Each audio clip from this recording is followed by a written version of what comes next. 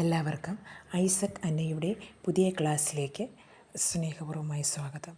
കഴിഞ്ഞ ക്ലാസ്സുകളിൽ നമ്മൾ HSA social science LDC LGS പരീക്ഷയ്ക്ക് തയ്യാറെടുക്കുന്നവർക്കായിട്ട് കേരള രാഷ്ട്രീയം എന്നൊരു ടോപ്പിക്കാണ് എടുത്തത്. കേരള രാഷ്ട്രീയത്തിൻ്റെ പാർട്ട് 1 നമ്മൾ ഈ ഗ്രൂപ്പിൽ ഡിസ്കസ് ചെയ്തിട്ടുണ്ട്. കിട്ടാത്തവർ ഐസക് അന്ന എന്ന ഈ ചാനൽ സബ്സ്ക്രൈബ് ചെയ്യുക. കൂടാതെ LSS പരീക്ഷയ്ക്ക് പ്രിപ്പയർ ചെയ്യുന്നവർക്കും സെറ്റ് നെറ്റ് എക്കണോമിക്സിൻ്റെ പരീക്ഷ പ്രിപ്പയർ ചെയ്യുന്നവർക്കുമുള്ള ടോപ്പിക് വൈസ് ക്ലാസ്സുകൾ ഈ ചാനലിലൂടെ നൽകി പോരുന്നുണ്ട്. തീർച്ചയായിട്ടും നിങ്ങൾ ചാനൽ സബ്സ്ക്രൈബ് ചെയ്യുക.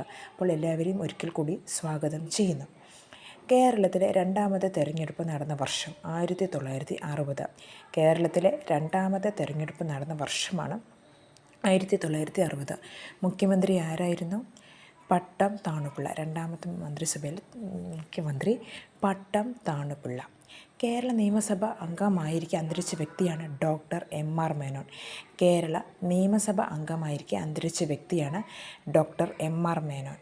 കേരള നിയമസഭയിൽ ആദ്യ അവിശ്വാസം നേരിട്ടത് പട്ടം താണുപിള്ളയാണ്. ഇത് ചോദിച്ചിട്ടുള്ളതാണ്. കേരള നിയമസഭയിൽ ആദ്യ അവിശ്വാസം നേരിട്ടത് പട്ടം താണുപിള്ളയാണ്. കോൺഗ്രസ്സുകാരനായ ആദ്യത്തെ മുഖ്യമന്ത്രിയാണ് R ശങ്കർ. ഇത് പലതവണ റിപ്പീറ്റഡ് ക്വസ്റ്റ്യൻസ് ആണ്. കോൺഗ്രസ്സുകാരനായ ആദ്യത്തെ മുഖ്യമന്ത്രി ആരാണ്? R ശങ്കർ. പദവിയിലിരിക്കെ അന്തരിച്ച ആദ്യത്തെ നിയമസഭാ സ്പീക്കർ സീതി സാഹിബ്. പദവിയിലിരിക്കെ അന്തരിച്ച ആദ്യത്തെ നിയമസഭാ സ്പീക്കറാണ് സീതി സാഹിബ്. കേരള നിയമസഭാ സ്പീക്കറായ ആദ്യത്തെ കോൺഗ്രസ് നേതാവ് അലക്സാണ്ടർ പറമ്പിത്തറ.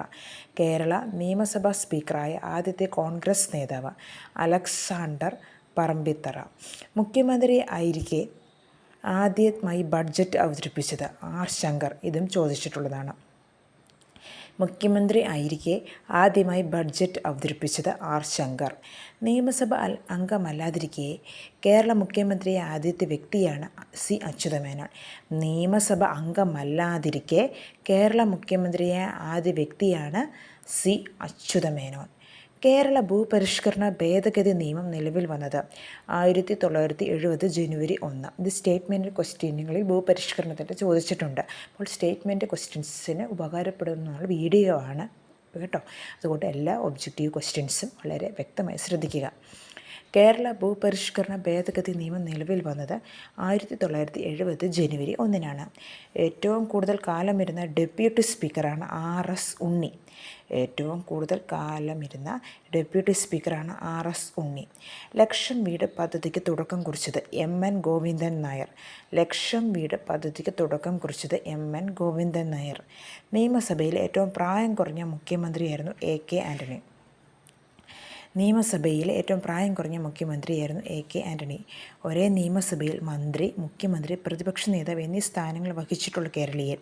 ഒരേ ചോദ്യം ശ്രദ്ധിക്കുക. ഒരേ നിയമസഭയിൽ മന്ത്രി, മുഖ്യമന്ത്രി, പ്രതിപക്ഷ നേതാവ് എന്നീ സ്ഥാനങ്ങൾ വഹിച്ച കേരളീയനാണ് PK വാസുദേവൻ നായർ. PK വാസുദേവൻ നായർ. ഏറ്റവും കുറച്ചു കാലം കേരളം ഭരിച്ച മുഖ്യമന്ത്രിയാണ് CH മുഹമ്മദ് കോയ. ഏറ്റവും കുറച്ചു കാലം കേരളം ഭരിച്ച മുഖ്യമന്ത്രി. ഇതും ചോദിച്ചിട്ടുണ്ട് പ്രീവിയസ് ഇയറിൽ.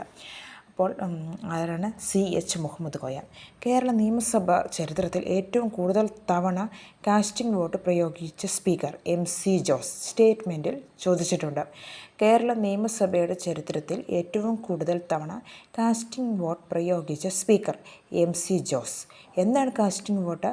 വോട്ടിംഗ് തുല്യമായി വരുമ്പോൾ സഭ അധ്യക്ഷൻ ചെയ്യുന്ന വോട്ടാണ് കാസ്റ്റിംഗ് വോട്ട്. വോട്ടിംഗ് തുല്യമായി വരുമ്പോൾ സഭ അധ്യക്ഷൻ ചെയ്യുന്ന വോട്ട്. കേരള ചരിത്രത്തിലെ ഏറ്റവും പ്രായം കുറഞ്ഞ മന്ത്രി രമേശ് ചെന്നിത്തല.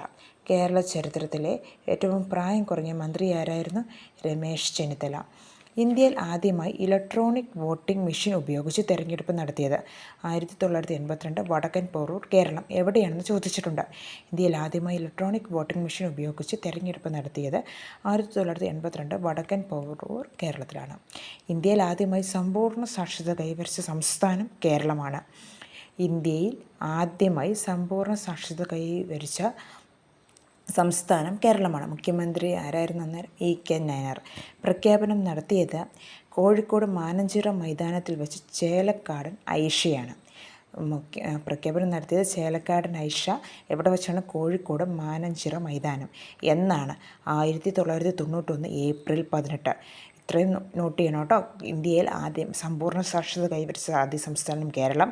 മുഖ്യമന്ത്രി കെ നായനാരായിരുന്നു. പ്രഖ്യാപനം നടത്തിയത് ചേലക്കാടൻ ഐഷ കോഴിക്കോട് മാനഞ്ചിറ മൈതാനത്തിൽ വെച്ചായിരുന്നു. 1991 ഏപ്രിൽ 18-നായിരുന്നു. ഏറ്റവും കുറച്ചു കാലം സംസ്ഥാനത്ത് അധികാരത്തിലിരുന്ന മന്ത്രിയാണ് MB വീരേന്ദ്രകുമാർ. ഏറ്റവും കുറച്ചു കാലം സംസ്ഥാനത്ത് അധികാരത്തിലിരുന്ന മന്ത്രിയാണ് MB വീരേന്ദ്രകുമാർ. കൂറുമാറ്റ നിരോധന നിയമപ്രകാരം നിയമസഭാ അംഗത്വം നഷ്ടപ്പെട്ട MLA ആണ് R ബാലകൃഷ്ണപിള്ള. കൂറുമാറ്റ നിരോധന നിയമപ്രകാരം നിയമസഭാ അംഗത്വം നഷ്ടപ്പെട്ട MLA ആണ് R ബാലകൃഷ്ണപിള്ള. ഏറ്റവും കൂടുതൽ പ്രാവശ്യം കേരള മുഖ്യമന്ത്രിയായ വ്യക്തിയാണ് K കരുണാകരൻ. ഏറ്റവും കൂടുതൽ പ്രാവശ്യം കേരളത്തിൽ 1994 ഏപ്രിൽ 23 പഞ്ചായത്ത് രാജ് നിയമം പാസ്സാക്കിയപ്പോഴുള്ള മുഖ്യമന്ത്രി K കരുണാകരനായിരുന്നു. കേരളത്തിൽ 1994 ഏപ്രിൽ 23 പഞ്ചായത്ത് രാജ് നിയമം പാസ്സാക്കിയപ്പോഴുള്ള മുഖ്യമന്ത്രി K കരുണാകരൻ ആയിരുന്നു. ഏറ്റവും കൂടുതൽ കാലം കേരളം ഭരിച്ച മുഖ്യമന്ത്രി EK നയനാർ. ഏറ്റവും കൂടുതൽ കാലം കേരളം ഭരിച്ച മുഖ്യമന്ത്രി EK നയനാരാണ്.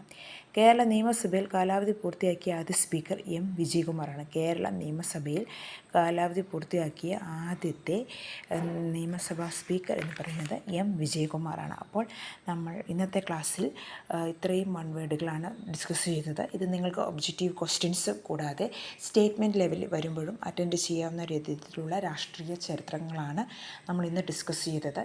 ഇനി രാഷ്ട്രീയ ചരിത്രത്തിൻ്റെ അതർ പാർട്ടുമായി അടുത്ത ക്ലാസ്സിൽ കാണുന്നത് വരെ എല്ലാവർക്കും ഗുഡ് ബൈ. നന്നായി പഠിക്കുക. All the best.